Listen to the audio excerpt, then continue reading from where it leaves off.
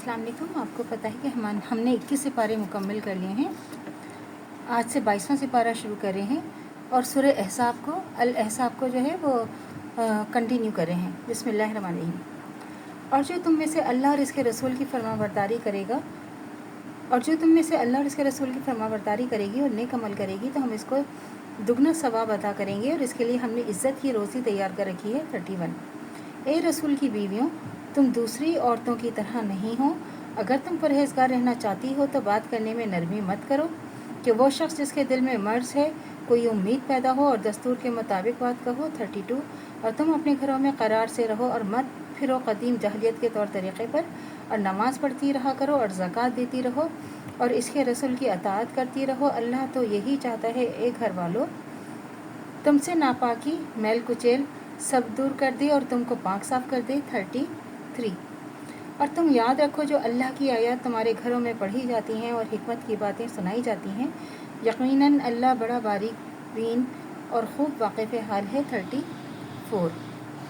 बेशक मुसलमान मर्द और मुसलमान औरतें, मौमिन मर्द और मौमिना औरतें, फर्माबरदार मर्द और फर्माबरदार औरतें, और रास्त बाज मर्द और रास्त बाज औरतें, और सब्र करने वाले मर्द और सब्र करने वाली औरतें, और आजिज़ी करने वाले मर्द और आजिज़ी करने वाली औरतें, और खैरात करने वाले मर्द और खैरात करने वाली औरतें, और रोज़ा रखने वाले मर्द और रोज़ा रखने वाली औरतें, और अपनी शर्मगाह की हिफाजत करने वाले मर्द और अपनी शर्मगाह की हिफाजत करने वाली औरतें, और अल्लाह को कसरत से याद करने वाले मर्द और अल्लाह को कसरत से याद करने वाली औरतें।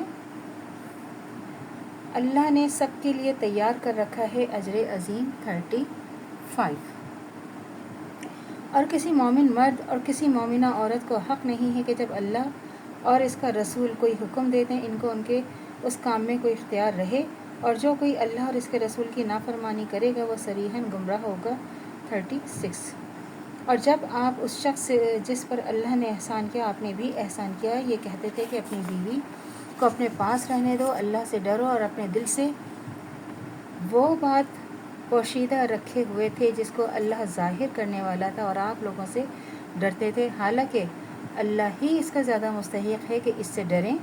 और फिर जब ज़ैद का दिल इससे भर गया यानी इसको तलाक़ दे दी तो हमने आपसे उसका निकाह कर दिया ताकि मोमिनों के लिए उनके मुँह बोले बेटों की बीवियों के साथ निकाह करने के बारे में कुछ तंगी ना रहे, और जब वो उनसे अपना दिल भर लें यानी तलाक़ दे दें, और अल्लाह का यह हुक्म वाक़ होने वाला था ही 37 था ही इस रसूल पर उस काम में कोई तंगी नहीं है जो अल्लाह ने उन पर फ़र्ज़ कर दिया है जो पहले गुज़र चुके हैं।